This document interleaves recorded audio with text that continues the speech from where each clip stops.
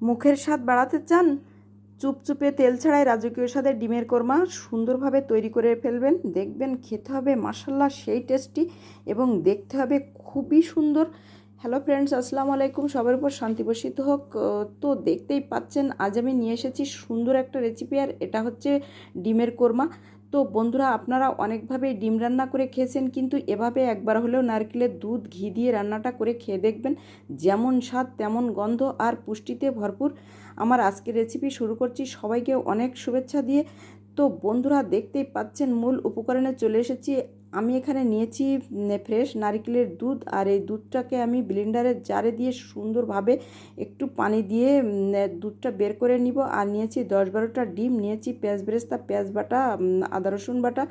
তো বন্ধুরা, দেখতেই পাচ্ছেন প্যানে দিয়েছি 4 টেবিল চামচ ঘি, দিয়ে দিলাম ডিমগুলা দিয়ে সুন্দরভাবে একটু লবণ, একটু হলুদ, একটু লাল মরিচের গুঁড়া এগুলো দিয়ে সুন্দর মতো ফ্রাই করে নিব এবং খুবই সুন্দর একটা কালার করে নিব। আপনারাও ঠিক এভাবে করবেন, দেখবেন কালারটা হবে মাশাল্লাহ খুবই সুন্দর। আর ডিমের কোরমাতে যদি ডিমগুলা একটু গোল্ডেন ব্রাউন কালার না হয় তাহলে দেখতে ভালো লাগে না। তো বন্ধুরা, আপনারাও ঠিক এভাবে করে দেখবেন। তো দেখুন কালারটা কত সুন্দর হয়েছে। এখন আমি ডিমগুলোকে নামিয়ে নিব। একই প্যানে আমি পেঁয়াজ বাটা দিয়ে দিব একটু লবণটা দিয়ে সুন্দর মতো নেড়ে চেড়ে কষানোর জন্য দিয়ে দিব একটু নারকেলের দুধ। আমি এখানে কোনো পানি আজ দিব না, সম্পূর্ণ নারকেলের দুধ দিয়েই রান্নাটা করব। তো বন্ধুরা, দিব না কোনো ঝাল। হলুদ এই ডিমের ফ্রাইতে যেটুকু লবণ হলুদ ঝাল দিয়েছি এটাতেই রান্নাটা চলবে, কারণ মিষ্টি জাতীয় খাবারে ঝাল কম দিলেই ভালো হয়। তো বন্ধুরা, এ ধরনের রাজকীয় রান্না সত্যি খুবই টেস্টি একটা খাবার। আপনারা একবার হলেও ট্রাই করে খেয়ে দেখবেন কতটা মজার হয়। আসলে বন্ধুরা, নারকেলের দুধে রয়েছে ভিটামিন সি, ই উপাদান, যা ত্বকের ক্ষতি হওয়া আটকায়। এছাড়া নারকেলের দুধের স্বাস্থ্যকর ফ্যাট চুলের বৃদ্ধিতে সাহায্য করে, চুল পড়া কমায়। এজন্য মাঝে মধ্যে এ ধরনের খাওয়া খুবই ভালো। তো দেখতেই পাচ্ছেন মশলাটাকে আমি ভালো মতো কষিয়ে নিয়ে এখন আমি দিয়ে দিব অল্প একটু নারকেলের দুধটা দিয়ে সুন্দরভাবে একটা কষা দিব যাতে সুন্দর হয়। তো আপনারাও ঠিক এভাবে করবেন।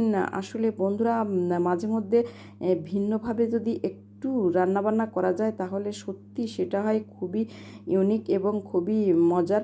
তো দেখতেই পাচ্ছেন দুধটুকু দিয়ে আমি মশলাটাকে ভালো মতো কষিয়ে নিচ্ছি। এখানে কোনো পানি আমি দিব না, সম্পূর্ণ নারকেলের দুধ দিয়ে রান্নাটা করব।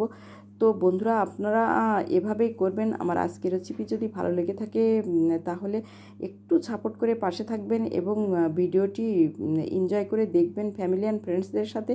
আর সবাই একটু লাইক শেয়ার দিয়ে আমাকে উৎসাহিত করবেন। তো বন্ধুরা, দেখতেই পাচ্ছেন ডিমগুলো দিয়ে আমি অনবরত নেড়ে যাচ্ছি। এখন আমি এখানে দিয়ে দিব অবশিষ্ট দুধটা দিয়ে ভালো মতো ঢাকা দিয়ে দিব। তো এভাবে সত্যি রান্নাটা করলে খুবই মজার হয়। রাজা বাদশাদের সময় এ ধরনের ডিমের কর্মাই তৈরি করা হতো, এজন্য রাজকীয় নামটা দেওয়া হয়েছে। তো বন্ধুরা, দেখুন কালারটা কত সুন্দর একটা গোল্ডেন ব্রাউন কালার চলে এসেছে। তো ঢাকনার উপর দিয়ে দেখুন কত সুন্দর একটা বাবল ক্রিয়েট হচ্ছে। এখন আমি ঢাকনাটা উঠিয়ে নিচ্ছি। ঢাকনাটা উঠিয়ে নিয়ে একটু চেক করে দেখব লবণ ঠিক আছে কিনা, ঝাল ঠিক আছে কিনা। এখন দিয়ে দিব এখানে একটু চিনি। আসলে ডিমের কোরমা, রেজালা এ ধরনের খাবারে যদি ঘি, চিনি এগুলো না দেওয়া হয় তাহলে অপূর্ণতা থেকে যায়। তো এখানে আমি 1 টেবিল চামচ চিনি দিয়েছি। মিষ্টির স্বাদটা আপনাদের পছন্দ অনুযায়ী দেবেন।